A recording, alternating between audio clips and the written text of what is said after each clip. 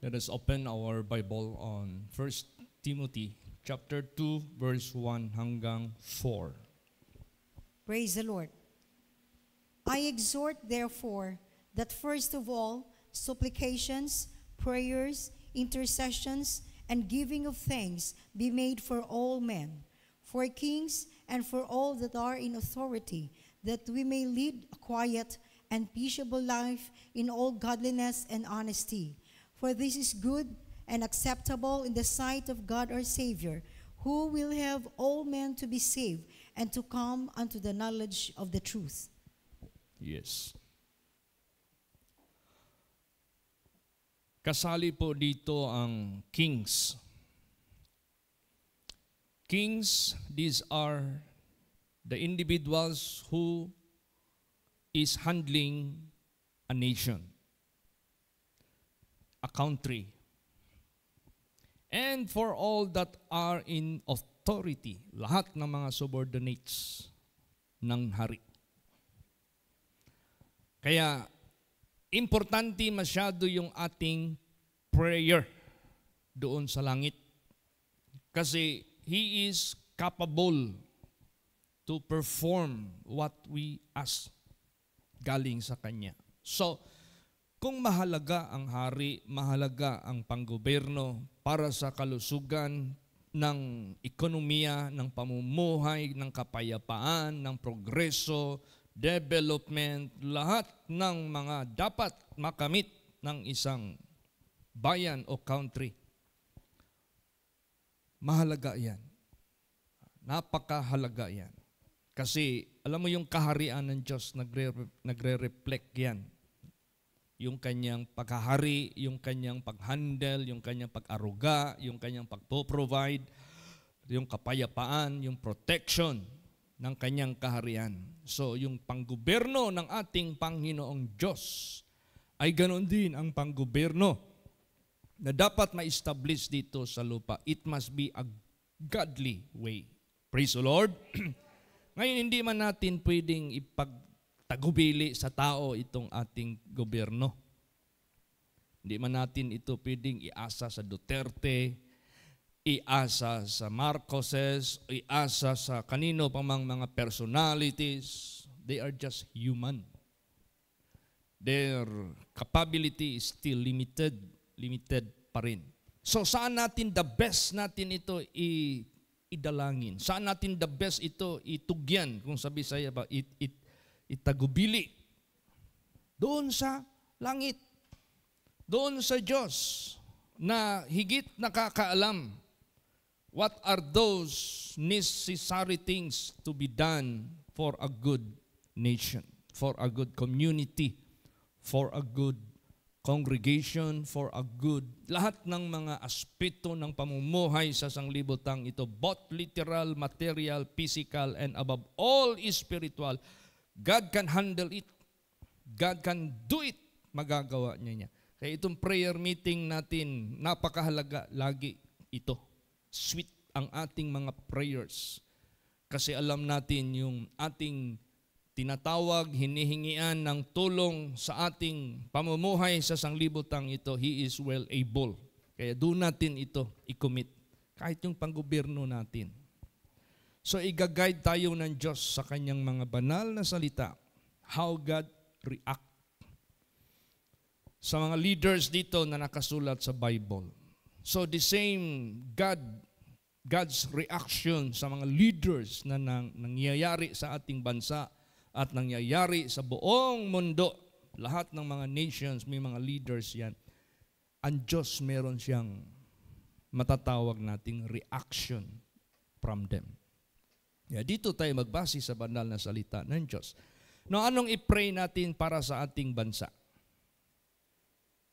Na itong bansa natin ay magabayan ng Diyos sa pamagitan ng ating dalangin at sa pamagitan ng ating ihimplo.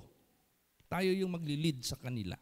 Kaya mahalaga yung role natin dahil magpipray tayo, maggabay tayo sa kanila, magbigay tayo sa kanila ng preachings, magbigay tayo sila ng magbabuting halimbawa. Kasi nakalagay dito, hindi lang prayer yung ating task.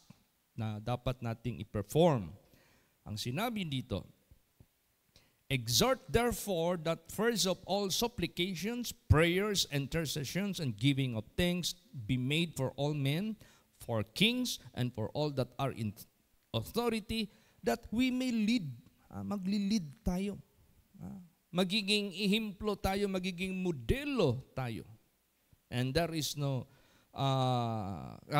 kumbaga pa, no wonder na may mga imbitasyon sa atin na pinapatayo tayo sa harapan ng publiko, harapan ng mga leaders tulad ditong darating sa Manay.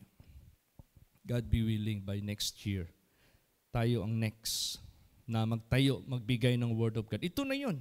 Ililid natin sila. What kind of direction that we will lead the people in our community, in our nation, that we may lead a quiet and peaceable life.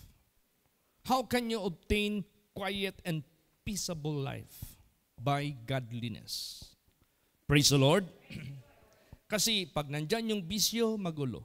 Nandyan yung droga, magulo. Tinan mo yung mga balita. May mga pinapatay, may pinapasok na bahay, may pinapatay na asawa, may pinapatay na mga anak, may pinapatay na kung sino-sino na lang. Cause ng mga drug addicts, cause ng mga lasinggo, cause ng mga nagririmintado dahil magulo ang buhay, love triangle.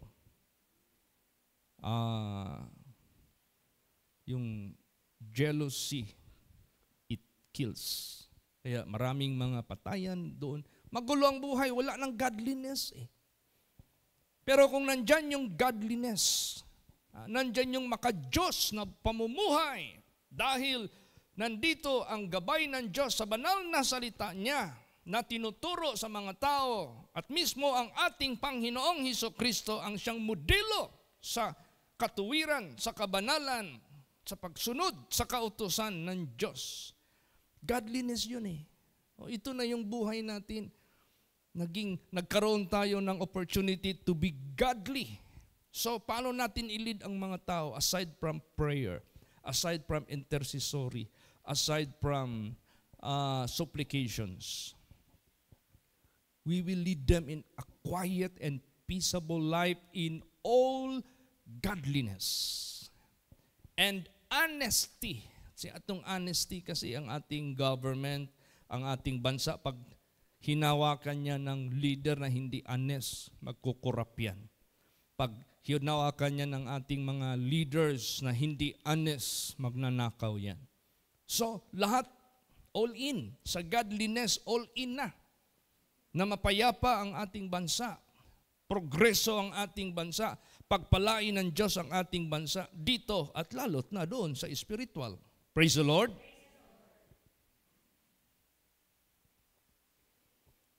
For this is good and acceptable in the sight of God our Savior. So, kahit mismo ang Diyos, nagmimithi sa kanyang puso na merong kings, merong authorities, na tayo mga people of God, tayo yung mag-lead sa kanila, quiet and peaceable life in all godliness and honesty, because this is acceptable in the sight of God our Savior. Praise the Lord. Yan yung prayer natin. Bakit? Ano ang minimithi ng Diyos? Who will have all men to be saved and to come unto the knowledge of the truth. Kasi pag ang ating bansa ay nahawakan ito at naturuan at nagabayan by the example na ililid natin sa kanila by the preaching of the Word of God, matuto silang mamuhay godly. I-welcome nila ang belief, ang faith na tamang pamamaraan sa Diyos para sa kanilang ikaliligtas din, lalo't higit sa lahat. I-welcome nila yan. Kaya, malaking impact ito sa gawain ng Diyos. Praise the Lord.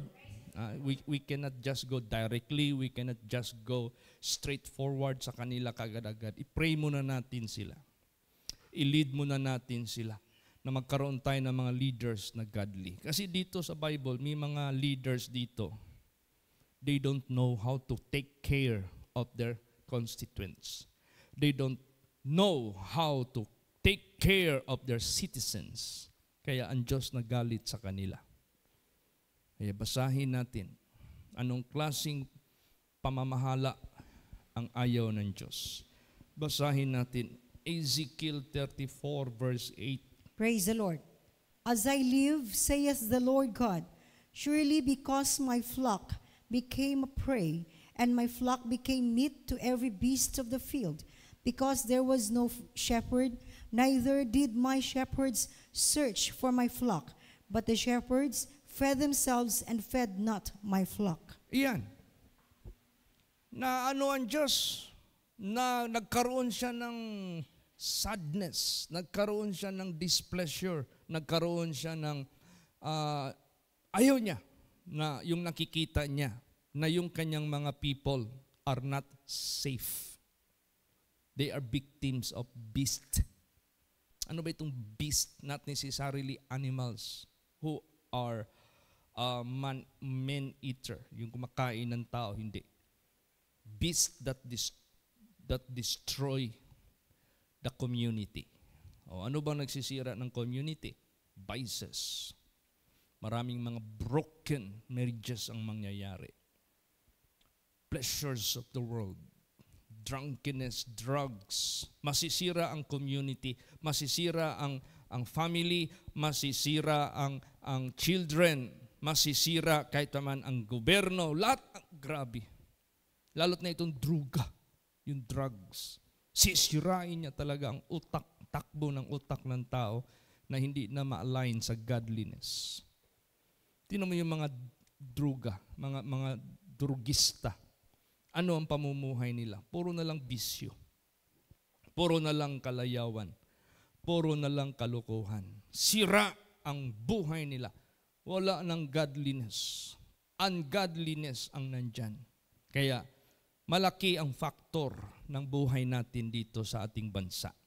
Because we do pray for our nation, we will lead them, and para maging godly ang ating mga leaders. Kasi dito, sinabi dito, thus saith the Lord, behold, I am against. Laban siya. Hindi siya pabor, hindi siya masaya, malungkot siya. Laban siya. Pag sinabing against siya, out of His displeasure, I am against the shepherds. I will require my flock at their hand and cause them. Dito tayo sa Ezekiel 34:8. As I live, saith the Lord God, surely because my flock became a prey. See, naging biktima ang mga constituents. Naging biktima ang mga citizens. Anong biktima? Biktima sa pagnanakaw, biktima sa rape, biktima sa killings, biktima sa corruption, biktima sa lahat ng klaseng budol-budol sa sanglibutang ito. Biktima. And my flock became meat to every beast of the field. Number one beast of the field, si Satanas. Biktima dahil ang mga tao itinulak sa kasalanan, itinulak sa worldliness, itinulak sa pleasure of this world, itinulak sa lahat ng wickedness. Kinain sila ng halimaw na ang dyablo. Because there was no shepherd, there was no leader, there was no godly king, there was no godly who are in the authorities. Wala. Neither did my shepherds search for my flock. They are not looking for the welfare of the flock. Kaya makita mo, anong klaseng panggobyerno ang nangyayari ngayon? Anong klaseng panggobyerno? Ito ba ay, hindi na naman tayo pumapanig sa mga politicians, pero nakikita natin, yung health benefits hindi binigyan ng importansya. Walang pundo. Yung ating gold, anong nangyari? Sa Central Bank. Tayo pala ang pinakamalaking percentage na nagbenta ng gold. out of our treasury, out of our national treasury. 18% nakalagay doon. So pag wala tayong pundo dyan sa central bank, hihina yung power ng ating money. So, yung mga negosyante, apektado. Yung ating pera, apektado. Mahina. Ay, walang laman eh. Kasi yung gold na yan sa National Treasury natin, dyan binabasihan yung strength ng monetary natin. O, kaya, damay lahat. Ang daming nadadamay. Kaya mag-pray tayo kay Lord Jesus Christ na ang mag-handle ng ating bansa, it doesn't matter who they are, is a godly person na tumitingin sa protection, tumitingin sa for the welfare, tumitingin lalot na merong Diyos na kinikilala para sa ikaayos ng ating bayan. Yan ang i-pray natin sa ating Panginoong Hesukristo. Praise the Lord.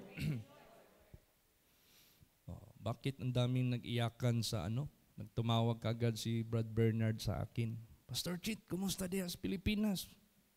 Marag, nagkaguliyang naman mo din ha. This is a matter of reaction what had happened last night. Many are crying. Many are being desperate sa nangyari. Kasi sa tao na yan na exile or hinuli, dinala doon sa labas para patawan ng kaso. Dama ng tao yung kanyang pagmamahal. Dama ng tao yung kanyang pag-aaruga sa kanyang constituent, sa kanyang citizen. Wala siyang ibang laging iniisip, kundi protection, makalakad tayo na walang manakmal, kaya yung druga, inano niya, kung maari lang, anuhin niya talaga, bigay niya yung buhay niya para lang malutas yung ating peace in order. See? O kaya, nadama ng mga tao, nag-iyakan talaga. Kahit ordinaryong tao, lalaki ka man, babae ka man, tutulo talaga yung luha mo. Kasi nadama nila yung pagbantay, pag-ingat for the welfare of the constituents. Praise the Lord. Kaya, pray talaga natin. Hindi natin yan itugyan sa kamot sa mga Dutertes, itugyan sa mga kamot sa Nograles, itugyan sa kamot sa mga Marcoses. Wala tayong asahang tao. Dahil dito sa atin binigay na tayo yung mag-lead para maging godly sila. Tayo yung mag-pray para i-bless ang ating mga leaders. Praise the Lord. Kaya hindi pwede na doon tayo manalig sa tao, doon tayo manalig sa mga kanino pa man, doon tayo direct sa Diyos. Pag nag-pray tayo dyan, ang Diyos na ang mag-arrange. Ang Diyos na ang mag-answer. Ang Diyos na ang magpili. Ang Diyos, siya yung magtanggal, siya yung magpalit. Siya lahat. Tingnan mo yung Biblia. Lahat ng mga hari dyan na hindi kinalugdan ng Diyos, tinanggal niya. Lahat ng mga individuals dito na kinalugdan ng Diyos, in-install niya. Kaya nasa kamay ng Diyos. Kaya tama itong ginagawa natin. Sweet hour of prayer. Praise the Lord. Kasi meron tayong maaasahan doon sa buhay na Diyos. Ano pa? Basa Ezekiel 34 verse 10. Praise the Lord. Thus saith the Lord God, Behold, I am against the shepherds, and I will require my flock of their hand, and cause them to cease from feeding the flock. Neither shall the shepherds feed themselves anymore, for I will deliver my flock from their mouth, that they may not be meat for them. Iyan. Pwede natin itong i-apply sa kongregasyon. Kung kami na mga leaders, we do not take care of your spirituality, we do not pray for your wellness, we do not care of your necessities, wala kaming pananaw para sa ikabubuti ninyo. We do not encourage you to be faithful so that you might be blessed. We do not guide you to be godly so that you will be answered by God. So, pulpul kami ng mga leaders. Kunin kami. Hindi na kami makakakain sa blessings ng Diyos na binigay sa inyo. Ganon din sa panggobyerno natin. Against siya sa mga shepherds, sa mga leaders. I-require niya ang kanyang mga tao mula sa kanilang kamay. Kunin ba? Alisin sila sa authority, alisin sila sa power, and cause them to cease from feeding the flock. Hindi na sila ang mag-upo sa power para mag-handle sa kapakanan ng citizens, sa kapakanan ng mga constituents. Hindi na sila piyalan, hindi na sila pagkatiwalaan ng Diyos. Alisin na sila. Neither shall the shepherds feed themselves anymore. Pati sila mismo. Wala nang opportunity. Kasi ang nangyari, nung dilagay sila sa power, na suppose para sila ang mag-take care, suppose sila ang magpakain, sila ang magbantay sa mga sheep sa ikabubuti nila. Ang ginawa nila, gigatasan lang ang mga tao. Sila yung nagpakabusog ng husto.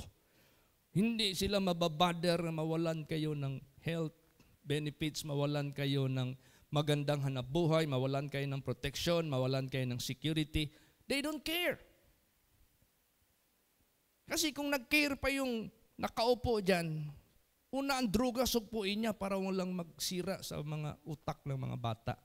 Ikalawa, para maminusan kahit pa man ang mga insurgency sa mga criminalities. Kung ganon ang pananaw. Kung wala yan. So hindi yan karapat-dapat na shepherd. Against ang Diyos dyan. Nagpifeed lang sa sarili. Walang care sa kanilang constituents. Hindi man talaga natin madina yung nagawa ni Duterte. Naalala niyo yung mga OFW na pinatawa ng kamatayan sa Middle East. Nagawa pa ni Digong na mag-plea, mag-bargain sa hari. Huwag mong ituloy, pauwiin mo na lang yung dito. Naalala niyo yun? Kasi nakita ni Digong, self-defense ang pagpatay niya sa amo niya. Kasi rapin siya Unintentional. It is a matter of self-defense. Para doon sa kanilang batas, pag nakapatay ka, patayin ka rin. Na-spare yun. Yan yung shepherd talaga na nag-iingat talaga sa kanyang mga Hindi kay palamoy na lang nimo sa buaya, sa kamot sa kamatayon. Kaya, against ang Diyos sa mga ganong klase. They are feeding themselves at tanggalan sila ng kapangyarihan.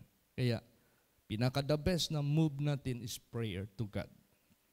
Hindi yung mag-marcha tayo dyan, hindi yung magsigaw tayo dyan, hindi yung mag-protest. Hindi yan, that is not the appropriate way to do, but prayer. Praise the Lord. At gawin nating halimbawa yung sarili natin sa kapwa natin mga tao. Basa pa, Ezekiel 34:2 and 3. Praise the Lord. So, Son of man, prophesy against the shepherds of Israel. Prophesy and say unto them, Thus saith the Lord God unto the shepherds, Woe to be to the shepherds of Israel that do feed themselves. Should not the shepherds feed the flocks? Ye eat the fat, and ye clothe you with the wool. Ye kill them that are fed, but ye feed not the flock. Ayan. Sila lang nagpatambok sa ilang kaugalingon. Samantalang ang mga constituent citizen, the common people, they don't care. They don't feed. They don't protect. Wala. Kaya yan ang matatawag nating God is against that kind of shepherds. Ano pa?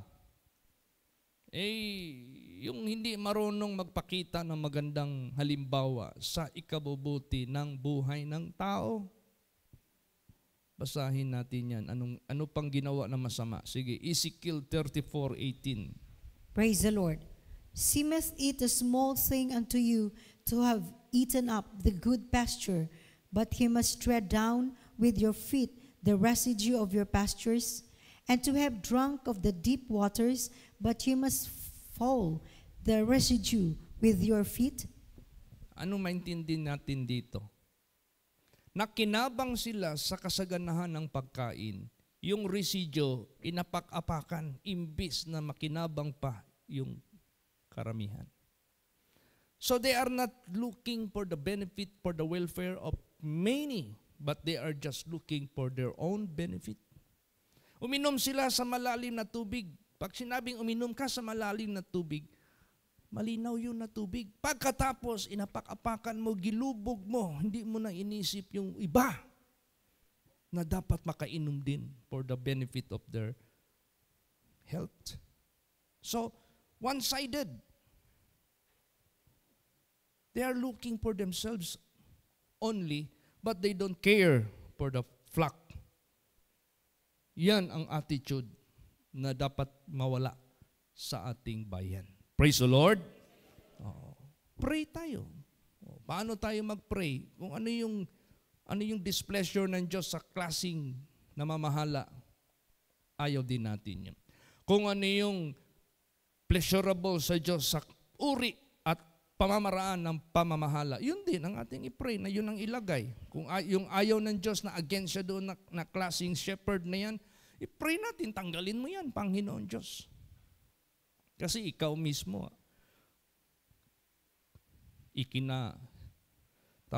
ikinagalit mo na makita na ganong klaseng mga leaders. Kaya itong prayer natin, this is the most essential, the most effective way to take care of our nation, to take care of our community. Amen? Praise the Lord. Kasi lahat nasa kamay ng Diyos. Huwag nating isaasa sa tao. Huwag nating iasa sa mga abogado. Huwag nating iasa sa ating kanino paman. Doon natin yan sa itaas. Idalangin at ipanalig sa Diyos. Basa pa, Jeremiah 23 verse 1. Praise the Lord. Woe be unto the pastors that destroy and scatter the sheep of my pasture, saith the Lord.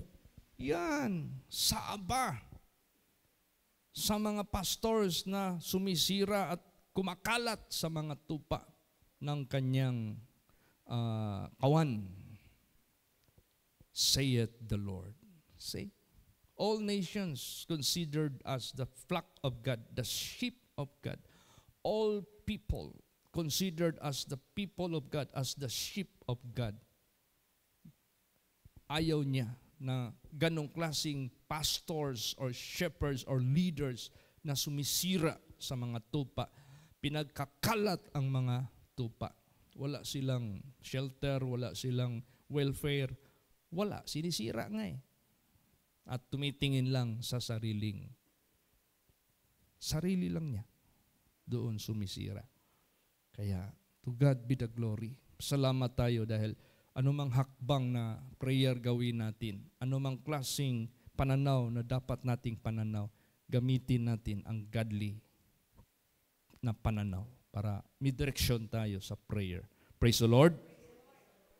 May malaking example dito na leader. Spiritual leader ka man, or government leader ka man, or organization leader ka man. Isang magandang halimbawa, basahin natin. Acts 20:33. Praise the Lord.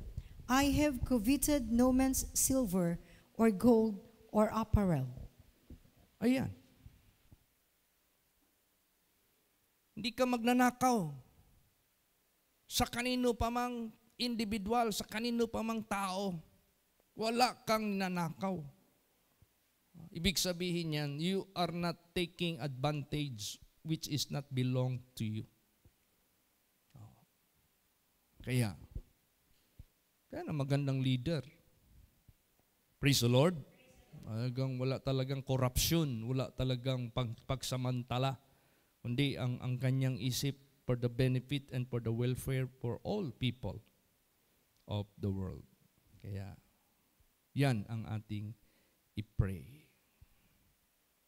Basahin natin ang magandang pamamaraan na pag-handle ng lahat ng uri ng leadership, whether it be the nation, pertaining the nation, the president, pertaining the congregation, the pastor, pertaining the family, the father or the parents, pertaining any kind of organization or community. Basahin natin.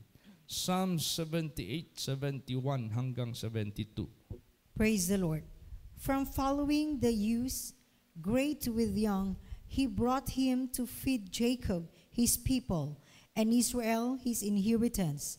So he fed them according to the integrity of his heart and guided them by the skillfulness of his hands.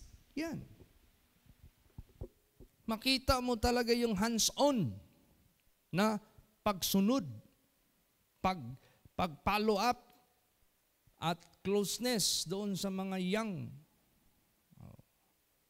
O tingnan mo, sino yung presidente na laging nagsasabi for the welfare, for the young, for the children? Alam niyo kung sino yung presidente nagsasalita na that is why I hate drugs, that is why I hate criminals. I don't want your children someday will be ruined. Masisira sila. Yan ang leader.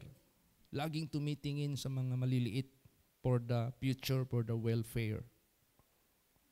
With young, he brought him to feed Jacob, his people, and Israel, his inheritance. This is nation. Israel is a nation.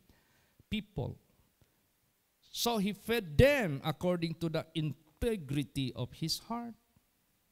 What do you mean of that? Integrity, that is quality of life without any corruption, without any malice, wala kang masamang intention. Malinis. And guided them with the skillfulness of his hands. Hands-on. Kung paano magbigay ng guidance, magbigay ng direction, magbigay ng lahat sa kanyang constituents. Hands-on siya. Skillfulness. Yan. Para sa karamihan. Yan ang i-pray natin na leader. Praise the Lord. Meron pa namang mid-year mid-election sa mga senador, congressman. I-pray natin yan. Lord Jesus, magbigay po kayo ng mga leaders na hindi yung sinabi dito na ang sarili lang ang pinapakain nila. Walang pake sa kapakanan ng mga tao. Yung may integridad sa buhay. Praise the Lord. Merong, political will. Merong yung integridad sa buhay. Yan ang ating i-pray. Basa pa, Isaiah 40 verse 11. Praise the Lord. He shall feed his flock like a shepherd. He shall gather the lambs with his arm and carry them in his bosom, and shall gently lead those that are with young. See? Kita mo yung ganitong klaseng puso na bilang shepherd sa kanyang mga sheep, kung gaano niya kinakarga yung mga maliliit dito mismo sa kanyang bosom. See, mahal na mahal niya ang lahat. Yan ang shepherd. Yan yung Diyos. Yan yung ating Panginoong Kristo. At gusto ni Jesus Christ, kopyahin natin siya. That is called godliness. Praise the Lord! Kasi ang objective ng Diyos, we may lead a quiet and peaceable life in all godliness. Pag sinabing godliness, godlikeness, Christ-like. So kung ano yung pamamaraan ng pag-aaruga, pagmamahal, sacrifice yung sarili niya para sa kapakanan ng karamihan, yun din ang gagawin natin. Yun din ang prayers natin. Yun din ang ating objective sa buhay. Godliness. Kaya, salamat tayo sa ating Panginoong Diyos na marami pang mabubuhay na tao na righteous. Yan ang i-pray natin na kung may mga mag-pass away man ng mga righteous, mas marami pang sisibol. Praise the Lord. Kung may mga leaders man tayong mga natikman na mabuti ang pamamaraan, marami pang magsibol.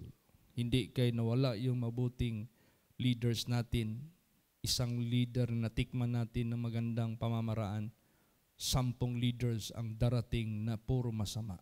Naku, napakahirap yan. Sayang. Ganon din sa ating community, sa ating kongregasyon. From generation to generation, dapat mabuti ang mga susunod. Basahin natin. Ito yung masaklap.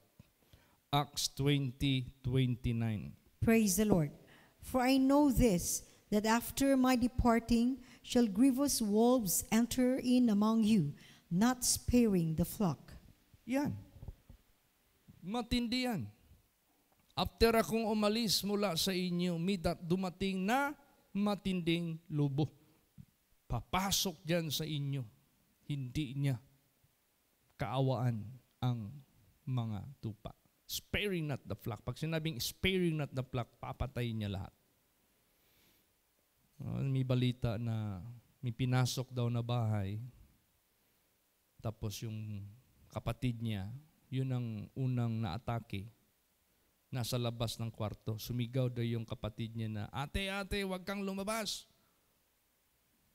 Merong ano dito. Inaano na ako dito. Papatayin na ako dito. Nako, nagising yung ate, nakapasok na yung addict, yung killer. 11 ka-stab. Buti na lang, meron siyang chance na nakahawak din ng knife. Sinaksak niya yung addict. Tumakbo. Nakasurvive siya. Ito na. After I left, pinasok kayo ng grievous world, sparing not the flock. O kaya, ang prayer natin, whether it be for our government, for our nation, or for our congregation, lahat ng aspeto ng ating pamumuhay. Let no wolves enter into our community. Praise the Lord. But let Jesus enter into our community. Let Jesus lead us. Let Jesus be our bright future sa lahat ng aspeto ng buhay. So, ito ang prayer natin. Basa na ito yung mangyayari sa ating bansa. Ezekiel 34:23. Praise the Lord. And I will set up one shepherd over them, and he shall feed them, even my servant David. He shall feed them, and he shall be their shepherd. Yes.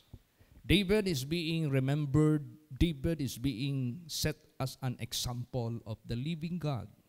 Because David, he has the heart to spare the flock from the mouth of the lions.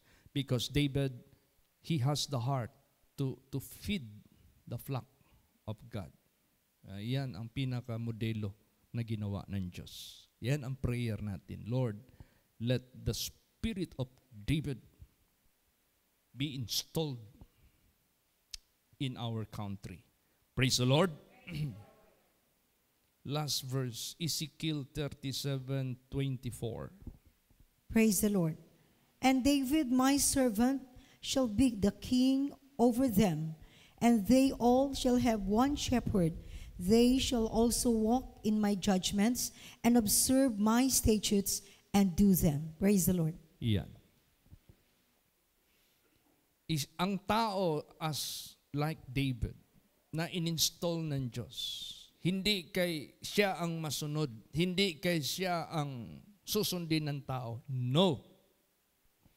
Itinalaga lang yan ng Diyos para mag-lead as a shepherd over the flock. Ang purpose niyan para ang mga tao ng Diyos, they shall also walk in my judgments and observe my statutes and do them. Yan ang gusto na Diyos na leader, godly leader. Amen? Praise the Lord. Yun ang i-pray po natin. Kasi Wala na. Parang ang ating bansa ngayon, in every place, parang ano na ang mga tao. Hinang-hina na ba? Parang prostrated na masyado. Prostrated na. So, tayo ngayon mag-pray at himukin natin ang mundong ito, ang ating bansa, na ma-exhort natin sila. Exhort, therefore, that first of all supplications, prayers, intercessions, and giving of thanks be made for all men, for kings, and for all that are in authority, that we may lead a quiet and peaceable life in all godliness and honesty. And this is good and acceptable in the sight of God our Savior. Imagine, we are doing what is good, what is right in the eyes of God. Bakit? Nanggaling sa Kanya yung objective na gusto niyang maging godly ang mga tao. Kaya tayo yung maglilid sa people of the country natin in all godliness. Kasi gusto niyang maligtas. Ang pinaka-main objective ng Diyos, not only for the welfare of this temporary world, but for the eternal benefits someday. Kaya, at maliban dyan, hindi lang tayo masyadong mag-focus dyan sa government natin, sa bansa natin, but ang pinaka-main objective ng Diyos is godliness, para ang mga tao maging godly. Hindi yung evil ang mag-prevail, hindi yung ungodliness ang prevailing, kundi yung godliness sa ating bansa. Amen? Praise the Lord. Ngayon meron lang akong request sa inyo. Tulungan niyo ako mag-pray. Kasi nasa finishing touches na kami sa aming parsonage. Nasa finishing. Nandyan pala yung, sabi nga sa akin ni Brad Bernard, Pastor Chit, nasa 50% ka na. 50% pa lang yan.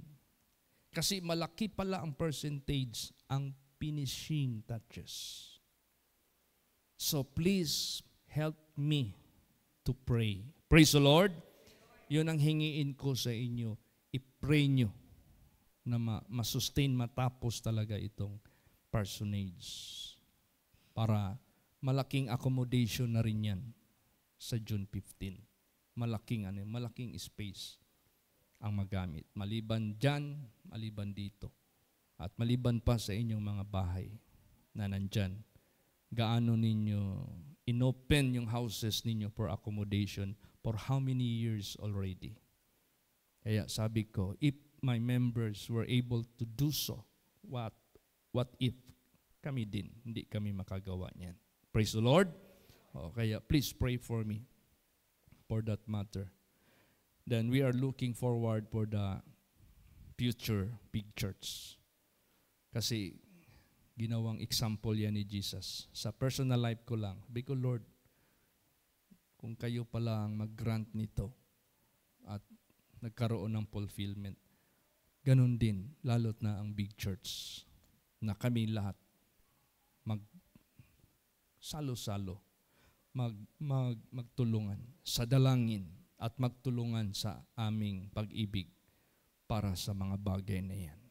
I know, Lord Jesus, you are the one that will do it, not us. Gagamitin nyo lang kami. Humahanap ka lang ng katulad ng puso mo.